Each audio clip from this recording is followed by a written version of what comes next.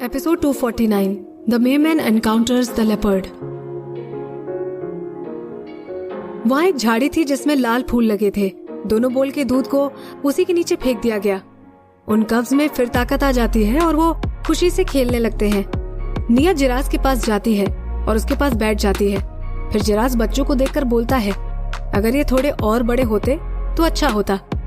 अगर मैं तुम्हारे आसपास नहीं होता तो ये लोग तुम्हारा ध्यान रख लेते। निया बोलती है, उसके लिए तो हमें बहुत इंतजार करना पड़ेगा। निया को तो ये सोचने में भी डर लग रहा था कि अगर बच्चों के बड़े होने के बाद भी नागाल वापस नहीं आया तो क्या होगा। जिराज बोलता है, तुम्हारे नए कपड़े तैयार हैं, इन्हें पहनकर देखो। फिर जिराज उन कपड़ों को निया के शरीर पर रखता है और उसके हाथ चौड़े करने लगता है। निया इशारा करते हुए पूछती है, क्या ये ज्यादा बड़े नहीं हैं? बच्चे जब दूध पी लेंगे तो मेरा चेस्ट और भी छोटा हो जाएगा। जिराज बोलता है, कोई बात नहीं, मैं इन्हें ठीक कर दूंगा। जब मैंने देखा कि तुम्हारे पास बदलने के लिए कोई कपड़े ही नहीं हैं, तो मुझे बहुत बुरा लगा। निया उसे देखती है और फिर एनिमल स्किन को अपनी बॉडी पर लगा लेती है। वो उसे चेक करने का दिखावा करती है। जिराज खड़े होते हुए बोलता है, तुम ये चेक करो, मैं अपने एरिया पर अभी निशान लगा कर आता हूँ। निया सहमति में सर हिला देती है। फिर वो जल्दी से बाहर जाकर एरिया पर निशान बना देता है। अगर पशु मानव किसी भी गांव में रहते हैं तो वो नेचुरली ऐसा करते ही हैं। अपने गांव के आसपास ऐसी सुरक्षा के लेयर बना देने से दूसरे लोग वहां आने से डरते थे। फिर भी जिराज वहां पहरेदारी करता ही था। वहां जंगल में जंगली पशु मानव का मिलना आम बात होती है। उसका निशान सिर्फ उन्हें अंदर आने से नहीं रोकता है, बल्कि जंगली पशु मानव को आकर्षित भी करता है। इस निशान का मतलब ही ये होता है कि यहाँ पर कोई पशु मानव लड़की की रक्षा कर रहा होगा। वही सबसे पहले जंगली पशु मानव का शिकार होता है। वैसे इस निशान की वजह से बच्चों को उसके पास खेलने का रिस्क कम होता है। वहां पर निशान बना देने के बाद जिराज अपनी एनिमल स्किन लेकर गुफा की तरफ जाता है। फिर वो बोलता है, निया, मैं शिकार करने जा रहा हूँ। निया आसमान में देखती है। उसे पता चल जाता है कि ये तो जिराज के खाने का समय है। निया हाँ बोल देती है और फिर बच्चों को गुफा में बुला लेती है। जिराज अपनी स्कर्ट गुफा में फेंक देता है और फिर उसका दरवाजा पत्थर से बंद कर देता है। उसके बाद वो पशु मानव बनकर पहाड़ के नीचे दौड़ जाता है। पशु मानवों की दुनिया में एक कहावत है, जहाँ पानी होता है वहाँ मेफूल भी होते हैं। अब नदी की धारा झाड़ियों वाले पहाड़ के नीचे की तरफ शिफ्ट हो गई थी। नीली मछलियों के तैरने की परछाई ऊपर दिखाई दे रही थी। ये उनमें से एक मेफूल ही थी। नील तैरते हुए इधर उधर देख रहा था। वो तेंदुआ पशु मानव आखिर लड़की को कहाँ ले गया होगा? अगर वो अकेला ही लड़की को बचा लेगा तो अच्छा होगा, और अगर ऐसा नहीं हुआ तो फिर उसे कोई स्ट्रॉन्ग सबूत ढूंढने होंगे जिससे कि लीडर को विश्वास हो जाए और यहाँ आने के लिए राजी हो जाए। नील ने कभी नहीं सोचा था कि चीजें इतनी आसानी से हो पाएंगी। जैसे ही नील पानी से बाहर निकलता है, वो जमीन पर रहने वाले किसी पशु मानव से टकरा जाता है।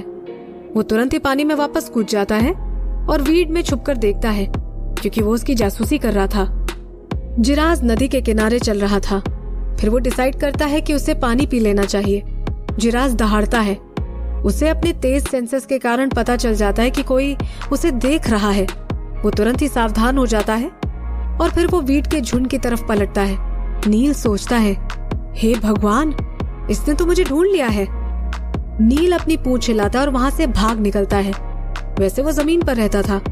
जब वो जमीन पर रहता था तो उससे बड़ा डिसएडवांटेज होता है। वो ऐसी छोटी सी नदी में लड़ाई कैसे कर सकता है? फिश टेल को देखकर जिराज की आंखें चौड़ी हो जाती हैं। कितनी बड़ी मछली है। जिराज का शिकार का तो मन था ही, और वो बिना सोचे ही नदी में कूद पड़ता है। वो पानी में पैर मारता है और उसका सर पानी में अंदर फंस जाता है। मछली के चलने के कारण वो पानी धुंधला हो गया था। जिराज अपनी आंखें छोटी कर लेता है और आगे बढ़ता रहता है, लेकिन अब उसे मछली कहीं दिखाई नहीं दे रही थी। वो मछली किधर चली गई? इतनी बड़ी मछली कहाँ छुप सकती है? जिराज अपना सर ऊपर करता है। उसकी पूरी बॉडी पानी में डूब चुकी थी। फिर ऐसे ही बेवजह पानी में पैर हिलाता है और हार मानकर किनारे पर आ जाता है। नील भागते हुए समुद्र की तरफ निकल जाता है। फिर वो पलटकर नदी की तरफ देखता है। ये जमीन पर रहने वाले पशु मानव जंगली होते हैं। उसने मेरा शिकार करने की कोशिश की थी, लेकिन वो बहुत भोला था जो उसने सोचा कि वो पानी में ऐसा कर भी सकता है। जब जिराज उस मछली को नहीं पकड़ पाता है तो वो दुखी होकर फिर किनारे पर आ जाता है। उसके बाद वो फिर शिकार ढूंढने लगता है। जब तक नील वापस तैरते हुए नदी तक आया, जिराज वहां से जा चुका था। नील उसे उसकी खुशबू से नहीं ढूंढ पाया था, क्योंकि मेफोल की सूंघने की क्षमता बहुत कम थी। वो सिर्फ वहां बहुत लंबे समय तक रहकर मौके की तलाश कर सकता है। अगले दिन निया खाना खाकर फिर अपने बच्चों को एनिमल स्किन से ढक देती है। फिर निया बोलती है, जिराज चलो, हमें नागाल को ढूंढने जाना है। जिराज बच्चों को लेते हुए बोलता है, चलो। निया तुरंत उसकी पीठ पर चढ़ जाती है और अपनी आंखें बंद कर लेती है। फिर थोड़ा ध्यान करने के बाद वो एक दिशा की तरफ इशारा करती है। फिर बोलती है, इस तरफ। जिराज आश्चर्य में पड़ जाता है, इधर तो नदी है। वो चुपचाप नदी की तरफ जाने लगता है, लेकिन इस बार रुकता नहीं है। जिराज फिर बोलता है, तुम अपनी आंखें बंद ही रखना और ऐसे ही इशारा करना, हम लोग कोशिश करते हैं। निया बोलती है, ठीक है। वो कहीं खो सी जाती है। ऐसा लगता है कि वो धुएं के बादलों में फंस गई हो। जब वो नागाल के बारे में सोच रही थी तो उसे हर तरफ सांप ही दिखाई दे रहे थे। निया को जिराज की कमर से कब्ज के रोने की आवाज आ रही थी। उसके पास से पानी की आवाज भी आ रही थी। नदी की आवाज सुनकर उसके दिमाग में एक रफ मैप आ जाता है। अगर वो ऐसे किनारे पर चलेंगे तो आगे समुद्र के पास पहुंच जाएंगे। इससे निया के सेंसेस बहुत गड़बड़ा जाते हैं। जिराज भी उससे जल्दी नहीं करता और धीरे ही चलता रहता है। निया थोड़ा हिचकिचाने के बाद इशारा करती है, इस तरफ। जब जिराज उस दिशा में अपने लंबे कदमों से काफी देर दौड़ता है तो उसके एक्सप्रेशन गंभीर हो जाते हैं। फिर सामने नदी में एक नीला धब्बा दिखाई देने लगता है। फिर पानी में से एक सर बाहर निकलता है। जब नील उन्हें जाते हुए देखता है तो उसके पीले पड़े हुए गुलाबी होठों पर मुस्कान आ जाती है। वो लड़की, उसने एक बार फिर उस लड़की को देखा। नील जमीन के खतरों को भूलकर किनारे पर आ जाता है और फिर अपनी फिशटेल को इंसानी पैर बनाकर उनका पीछा करने लगता है। वैसे निया ने जिस दिशा में इशारा किया था वो सीधा नदी की तरफ नहीं था। बहुत सारे पहाड़ों को पार करके वो लोग समुद्र तक पहुंच जाते हैं। जिराज बोलता है, तुम खुद ही देख लो। जिराज की आवाज सुनकर निया को बुरा लगता है। जब वो अपनी आंखें खोलती है तो उसका दिल थम सा जाता है। क्या नागाल सच में समुद्र में है? वो वहां नहीं हो सकता। उसको हमेशा निया के साथ ही रहना था। वो उससे दूर नहीं जा सकता। फिर वो बोलती है, चलो कोई और जगह देखते हैं, मुझे एक बार और कोशिश करनी है। जिराज बिना कुछ बोले ही उसे वहां से ले जाता है। वो फिर अपनी आंखें बंद कर लेती है। नील फिर उसका पीछा करने लगता है। उसे पता नहीं था कि वो पलट कर जाएंगे और वो जाकर उनसे टकरा जाता है। वो जल्दी से घास में छुप जाता है और उन गहरी पत्तियों में उसका चमकता हुआ नीला रंग अच्छा नहीं लग रहा था। जिराज पहले जिस रास्ते में आया था वहां से नहीं जाता है और दूसरे ही पहाड़ पर होकर निकलता है। वो निया को बिल्कुल ही दिशा भटका देता है। निया अपने कमजोर सेंसेस पर बहुत जोर दे रही थी और दूसरी दिशा में इशारा करती है। वो लोग फिर से एक बार किनारे पर आ जाते हैं। फिर 4-5 बार कोशिश करने के बाद भी वो लोग समुद्र के सामने ही पहुंच रहे थे। एक बार फिर जब उसे लहरों की आवाज आती है तो वो निराशा से अपनी आंखें खोलती है। फिर वो बोलती है, मेरे सेंसेस सही हैं। नागाल यहीं कहीं समुद्र के पास होना चाहिए। जिराज को उससे जलन होती है और वो बड़बड़ाता है। अगर निया उसे महसूस कर पा रही है, इसका मतलब है कि वो उस नाग को बहुत पसंद करती है। अगर भविष्य में मैं कहीं खो जाऊं तो क्या वो मुझे भी स्पाउसल मार्क से ऐसे ही ढूंढेगी? फिर जिराज उससे पूछता है, तो अब हम लोग क्या कर सकते हैं? वो उस बड़े समुद्र को देखकर बोलती है, अब हमें उसे ढूंढने के लिए पानी में जाना पड़ेगा। जिराज बोलता है, तुम पागल हो गई हो? ये समुद्र कितना बड़ा है। हम जमीन पर रहने वाले पशु मानव पानी में जाकर उसे कैसे ढूंढ सकते हैं? फिर वो निया को अपने ऊपर से उतार देता है। फिर जब बच्चे शोर करने लगते हैं तो जिराज उन्हें भी छोड़ देता है। निया एक शब्द भी नहीं बोलती है। वो लोग पानी में कैसे जा सकते हैं? अगर वो लकड़ी के राफ्ट से समुद्र की तरफ जाते हैं और अगर नागाल उन्हें करीब से महसूस कर लेगा तो क्या वो जाग जाएगा? क्या उनके पास सबमरीन या कुछ ऐसा है? जिराज बोलता है, निया बच्चों को दूध पीना है, क्या तुम्हारे पास होगा? जिराज की आवाज सुनकर निया अपने ख्यालों से बाहर निकल आती है। फिर निया पलटकर उससे कब्ज को ले लेती है और उनको दूध पिलाने लगती है। जिराज उसे उठा लेता है और एक बड़े पेड़ की तरफ ले जाता है। एक कब म्याऊं म्याऊं करता उनके पीछे चल रहा था। निया पलटकर देखती है, वो वही तीसरा वाला कब था। अगर वो थोड़ी सी लापरवाही करते तो उसे वहीं पीछे छोड़ आते। किस्मत से निया के पास पर्याप्त दूध होता ही है, तो वो तीसरा वाला कभी कभार ही भूखा रहता था। जब बच्चे दूध पी लेते हैं तो निया उन्हें किनारे पर दौड़ने के लिए छोड़ देती है। जब वो वापस जा रहे थे तो जिराज अचानक रुक जाता है। निया पूछती है, क्या हुआ? जिराज उलझन में आसपास के पौधों की तरफ देखता है। यहाँ आसपास कोई पानी की जगह नहीं थी। जिराज बोलता है, ये अजीब है, यहाँ पर मछली की खुशबू कहाँ से आ रही है? निया बोलती है, कहाँ? जिराज फिर पलटकर सूंघता है। वो बोलता है, सभी जगह से आ रही है। निया खुश होते हुए जिराज के सर के गोल्डन बाल पकड़कर बोलती है, मुझे लगता है कि तुम्हारा मछली खाने का मन होगा, या फिर किसी ने मछली पकड़ी होगी। हम लोग आज मछली खाएंगे। जिराज जब वो सुनता है तो उसके दिमाग में चल रहे सभी डाउट खत्म हो जाते हैं। वो खुश होकर बोलता है, ठीक है, मैं बाद में जाकर मछली पकड़ कर ले आऊंगा। फिर वो वहां से इतनी जल्दी निकलता है जैसे वो उड़ रहा हो। थोड़ी देर बाद एक आदमी चलता हुआ आता है। इतनी देर पानी से बाहर रहने की वजह से नील का शरीर सूख गया था, जिसकी वजह से उसे चक्कर आ रहे थे और वो ठीक से सोच भी नहीं पा रहा था। ये मैं कहाँ हूँ? मैं कौन हूँ? मैं यहाँ क्या कर रहा हूँ? उसके दिमाग में इतने सारे सवाल आने के बाद उसे अचानक ख्याल आता है, पानी, मुझे पानी ढूंढना पड़ेगा।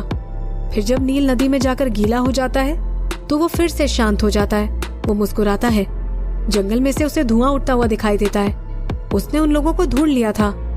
पिछली बार जो सबक उसने सीखा था उसकी वजह से वो धुआं के पास ही नदी में एक गड्ढा खोदता है। फिर खड़ा होकर देखता है। उस दोपहर को उसने तेंदुए को पहाड़ से नीचे उतरते हुए देखा था। नील तुरंत ही उस गड्ढे में उतर जाता है। जब वो तेंदुआ गायब हो जाता है तो नील इंसान बन जाता है और उस पहाड़ पर चढ़ जाता है। निया गुफा में बच्चों के साथ खेल रही थी और उसका दरवाजा बंद था। फिर जब गुफा में उजाला थोड़ा कम होता है तो निया को लगता है कि जिराज वापस आ गया है। निया बोलती है, जिराज? लेकिन वो इतनी जल्दी क्यों आ गया? वो आगे बोलने ही वाली थी कि अचानक उसे कुछ गलत लगता है। उस उजाले की तरफ निया की पीठ थी, इसलिए वो नहीं देख पाती कि उसके पीछे क्या है। लेकिन बाहर से जो नजर उस पर थी उसकी वजह से उसके सारे घर में घंटियां बजने लगती हैं। जब निया बिना कोई आवाज किए तीनों कब्ज को गले लगाकर गुफा में और पीछे जाती है, नील गुफा के अंदर आवाज लगाता है ना? उसकी आवाज सुनकर निया समझ पाती है कि उसने क्या कहा। उसके पहले ही रोशनी आ जाती है। दरवाजे पर लगी चट्टान हट जाती है। एक लंबा पतला आदमी दरवाजे पर खड़ा था। फिर वो ठाठ से अंदर आने लगता है। निया का कलेजा मुंह को आ रहा था। निया की पीठ रोशनी की तरफ थी, इसीलिए वो आदमी का चेहरा भी नहीं देख पा रही थी। उसके ख्यालों में पता नहीं क्या चल रहा था। वो कौन था? उसको पूछ भी नहीं थी। क्या वो एक मोर पशु मानव था या फिर वो कोई जंगली पशु मानव था? सबसे जरूरी बात, वो क्या करना चाहता है? फिर वो अपनी आंखें उस आदमी पर जमा कर पलटती है। वो खुद को और अपने बच्चों को बचाने के लिए कुछ ढूंढ रही थी। उन कब्ज को भी हवा में टेंशन महसूस होने लगती है। जब वो उस आदमी को देख रही थी तो उनकी गोल्डन आंखों में कोई डर दिखाई नहीं दे रहा था, जैसे उन्हें उस दरिंदे की खुशबू ही नहीं आ रही थी। नील खुश होते हुए लंबे कदमों से उनकी तरफ आकर बोलता है ना, जल्दी से मेरे साथ चलो। फिर वो निया का हाथ पकड़कर उसे बाहर की तरफ खींचने लगता है।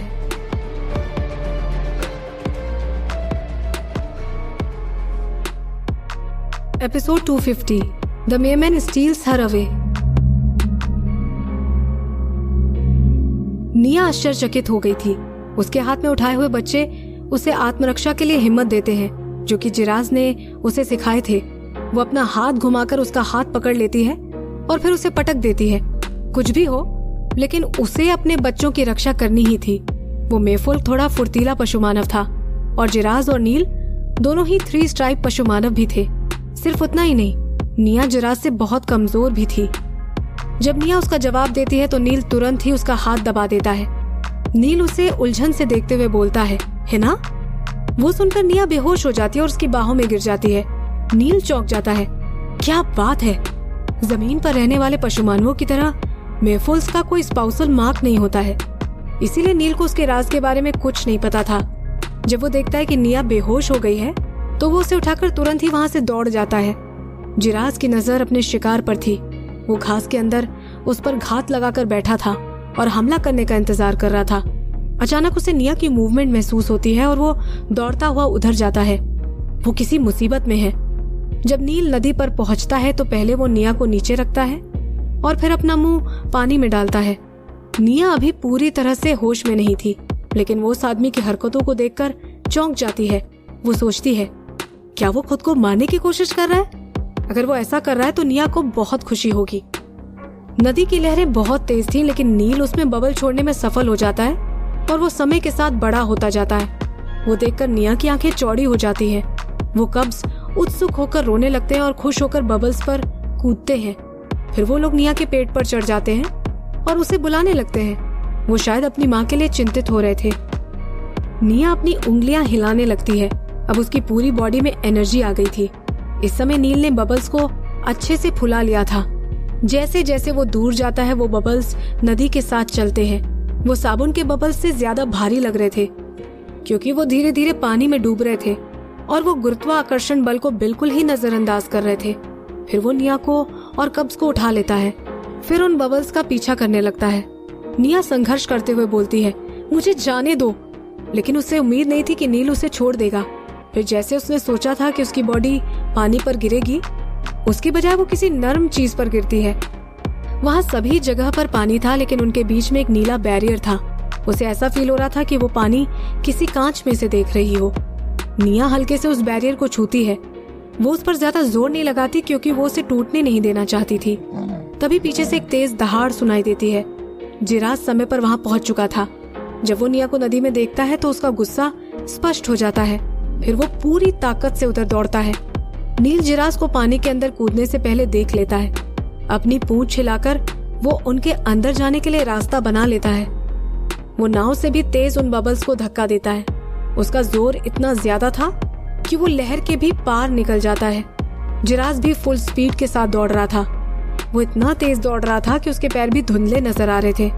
फिर पलक झपकते ही उन दोनों पशु मानवों की दूरी कम हो जाती है। जिराज, निया कब्ज को पकड़कर बबल में से उसे देखती है। जब बबल पर इतना जोर लग रहा था तो उसका आकार बिगड़ जा रहा था। उसकी वजह से उसका व्यू भी खराब हो जाता है। अचानक जिराज उस मेफुल को पकड़ लेता है और वो उस पर झपट्टा मार देता है। नील तुरंत ही उस बबल से दूर हो जाता है। फिर वो पलटकर लड़ाई के लिए तैयार होता है। ऐसा लग रहा था कि उसके सर के पीछे भी आंखें लगी हुई थी। नील और जिराज की लड़ाई शुरू हो जाती है, जिसकी वजह से पानी भी बहुत उड़ता है। निया नदी में नीचे जाती जा रही थी। अब उसे संभालने के लिए नील वहाँ नहीं था, जिसकी वजह से वो बॉलिंग बॉल की तरह इधर उधर घूम रहा था। निया चिल्लाती है। वो घूम नहीं रही थी, फिर भी बबल की वजह से वो कलाबाजियां दिखा रही थी। वो चिंतित होकर कब्ज को जोर से पकड़ लेती और चिल्लाती है, जिराज। तेंदुए को पानी में लड़ाई करने की आदत नहीं होती है और मेफुल्स भी इतनी पतली नदी में लड़ाई नहीं कर सकते हैं। इसीलिए दोनों ही पशु मानव एक दूसरे पर थे। निया का रोना सुनकर जिराज के दिल में इतनी तकलीफ हो रही थी जैसे उसमें कोई सुई चुभो रहा हो। उसे लड़ाई से कोई फर्क नहीं पड़ता और वो पलटकर निया का पीछा करने लगती है। नील टक की आवाज निकालता है और उसके होंठ मुड़ जाते हैं। वो अपनी फिशटेल जोर से हिलाने लगता है और वो जिराज जो पहले दौड़ने लगा था उसे बहुत पीछे छोड़ देता है। वो मानता है कि तेंदुआ बहुत तेज होता है, लेकिन पानी के अंदर तो मेफुल्स ही तेज होते हैं। तेंदुए के 4 पैर होते हैं, लेकिन वो पानी में जितना भी तेज दौड़े उसका कोई मतलब नहीं था। निया अपना मुंह बबल की तरफ करती है। फिर जब उसे अपने आगे एक नीला साया दिखाई देता है तो वो फिर पीछे हो जाती है। उसके बाद निया उस बबल को घुमाकर पीछे हो जाती है और उसके अंदर गिर जाती है। उसके बच्चे उसके मुंह पर गिरते हैं। कब्ज को अभी भी समझ नहीं आ रहा था कि चल क्या रहा है। तीसरा, जो अभी भी निया के मुंह पर था, वो अपनी आंखें चौड़ी कर कर इधर उधर देखने लगता है। अगर उनकी माँ उन्हें टेंशन में नहीं लग रही होती तो वो लोग इस समय मजे कर रहे होते। एक तेज लहर आने के बाद निया को लगा कि अब वो बबल काफी स्टेबल हो गया था। फिर वो इधर उधर देखने लगती है। वो बहुत बुरा था। वो लोग समुद्र में ही बह रहे थे। वो तेंदुआ पागलों की तरह दहाड़ रहा था। उसकी पूरी बॉडी पानी में डूब चुकी थी। सतह पर अब बस उसका थोड़ा सा मुंह ही दिखाई दे रहा था। जब जिराज अपनी साथी को अपनी नजरों से दूर जाते हुए देखता है तो उसका दिल टूट जाता है। वो पानी में बह रहा था। उसकी नसों में खून दिखाई देने लगता है, जिसकी वजह से वो बहुत डरावना लग रहा था। नील उस बबल को पकड़ लेता है और फिर पलटकर जिराज को चुनौती भरी निगाहों से देखता है। उसके बाद वो निया को साथ लेकर पानी में चला जाता है। जिराज समुद्र के अंदर भी उसका पीछा कर रहा था। वो भी अंदर डुबकी लगा देता है। एक पल के लिए समुद्र की सतह शांत हो जाती है। थोड़ी देर बाद जिराज का मुंह पानी से बाहर निकल आता है। वो अपने अंदर हवा ले रहा था, जिसकी वजह से उसका मुंह चौड़ा खुला हुआ था। 2 सेकंड के बाद वो फिर अंदर डुबकी लगाता है। निया, मुझे फिर से छोड़कर मत जाओ। मैं तुम्हारे बिना नहीं रह पाऊंगा। जिराज अपने दिल में ही दहाड़ रहा था। उसने एक बार पहले निया को खोकर उसका दर्द महसूस किया था। फिर जब उसे निया दिखाई नहीं दे रही थी तो उसके दिल में निराशा छा जाती है। अब वो सांस भी नहीं ले पा रहा था। निया अपने बच्चों को पकड़कर उस साए से दूर जाने की कोशिश कर रही थी। फिर वो अपनी सारी ताकत लगाकर उस बबल को तोड़ने की भी कोशिश करती है। उसे ये समझ नहीं आ रहा था कि ये बबल कैसा है। वो बहुत स्मूथ लग रहा था, लेकिन वो एनिमल स्किन की तरह मजबूत था। उसमें हवा भरी हुई थी, फिर भी वो आसानी से पानी में डूब रहा था। नील अपनी ही सतह की तरफ पलटकर देखता है। फिर वो अपने अंदर से बबल ऐसे निकालता है जैसे वो भारी बोझ उठा रहा था।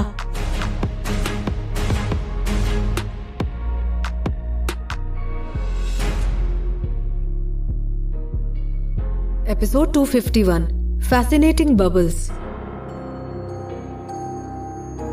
नील बोलता है ना, ये तुम क्या कर रही हो? मैं 3 स्ट्राइप्ड मछली हूँ। मेरा बबल बहुत ही मजबूत है, ये इतनी आसानी से नहीं टूटेगा। तुम चिंता मत करो। नील को लगता है कि वो उसकी काबिलियत पर शक कर रही है, इसीलिए वो गर्व से बोलता है। उसने निया के साथ मीटिंग करने का हक पहले ही पा लिया था। आज उसको बचाने के बाद वो जरूर सोचेगी कि ये कितना अच्छा है। वो शायद उसके फिश एग को भी अपने अंदर रख लेगी। ये सब सोचकर नील मूर्ख की तरह मुस्कुराता है। मेफोल्स की आवाज बहुत ही अच्छी होती है।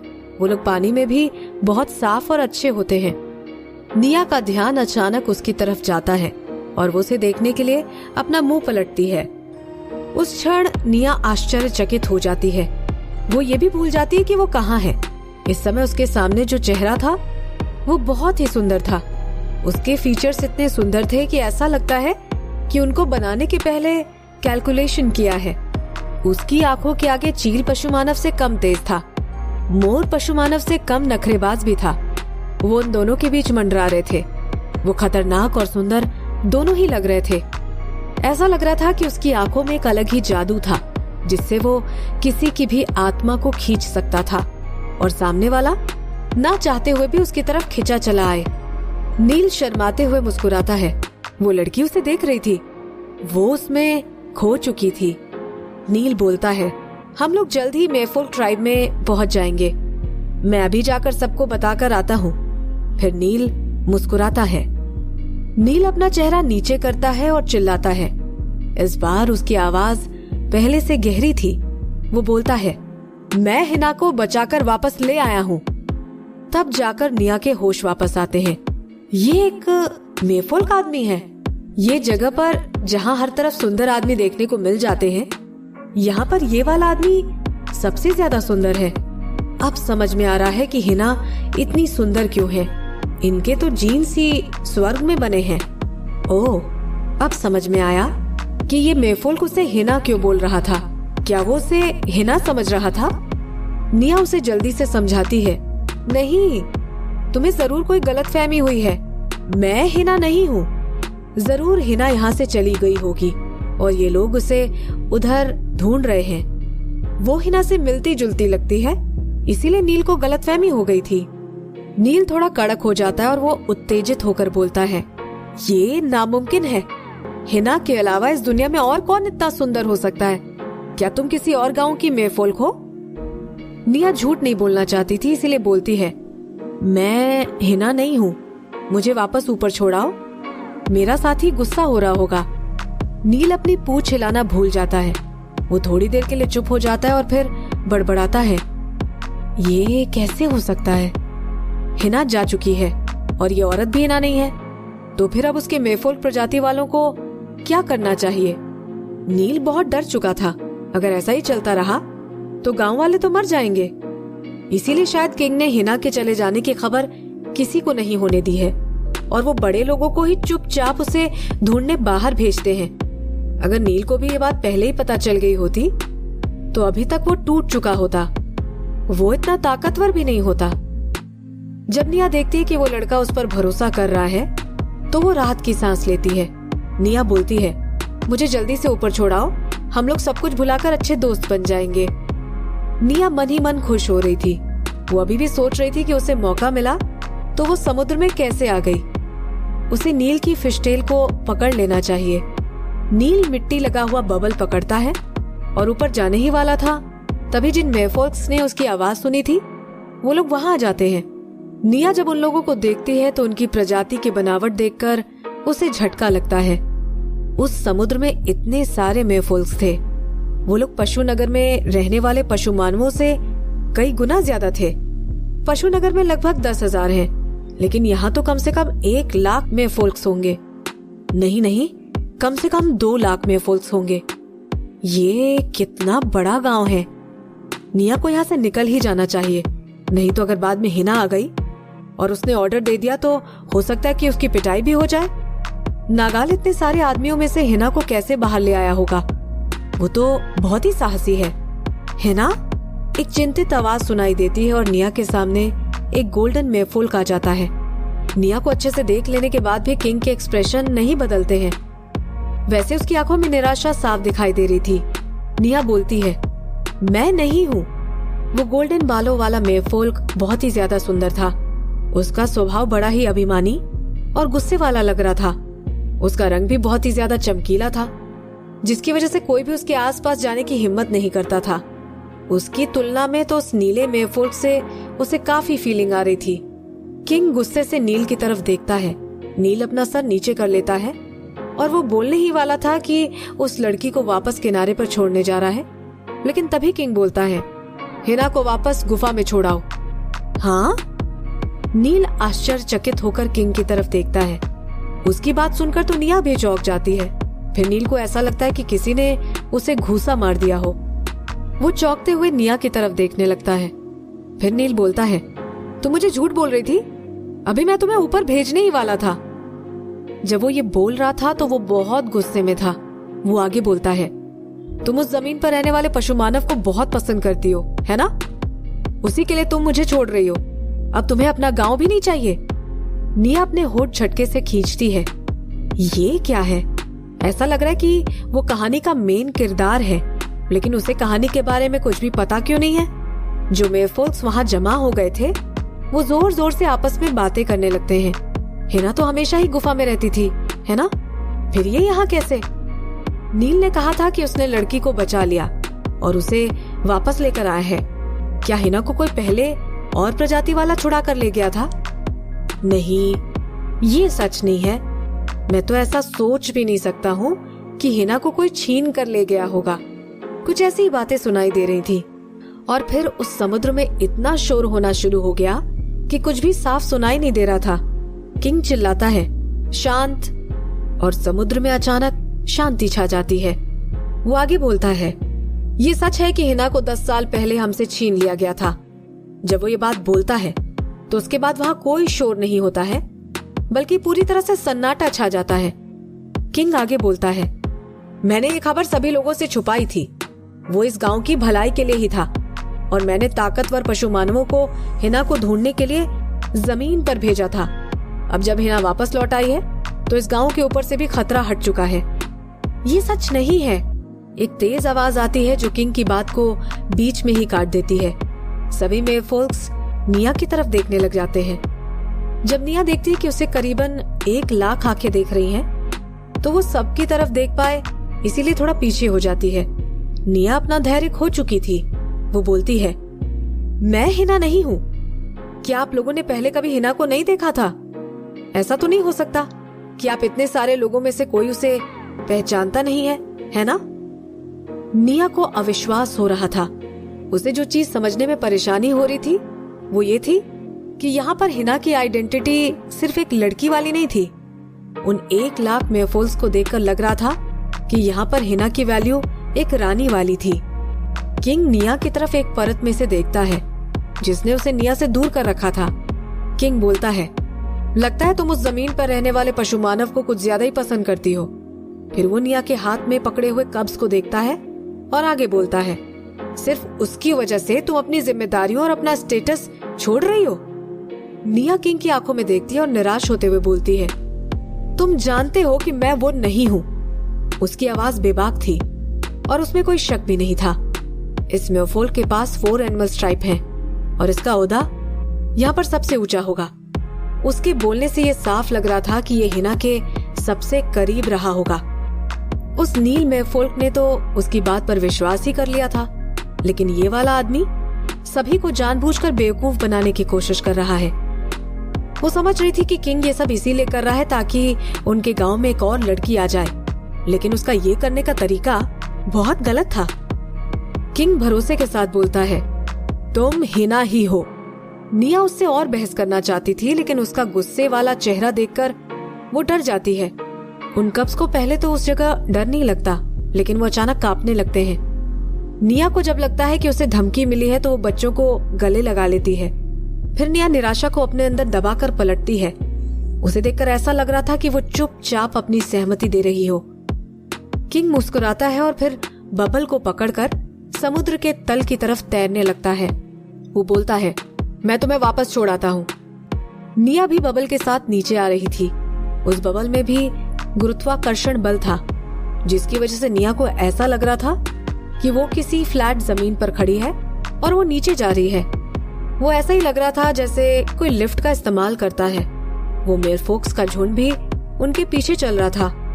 उनमें से कुछ लोग खुश दिखाई दे रहे थे और कुछ लोग दुखी लग रहे थे। निया का रवैया भी उनकी तरह गुस्से वाला ही था। उसकी वजह से उसका दिल ही नहीं दुख रहा था, बल्कि वो लोग निराश भी हो गए थे। किंग बोलता है, तुम्हें दूसरी प्रजाति के लोग छीन कर ले गए थे और हम लोग तुम्हें बचा भी नहीं पाए थे, तो ये तो नॉर्मल ही है कि तुम किसी ताकतवर आदमी को पसंद करने लगोगी। मैं उसके लिए तुम्हें दोष नहीं दे रहा हूँ। हम लोग इन तीनों कब्ज का भी ध्यान रखेंगे।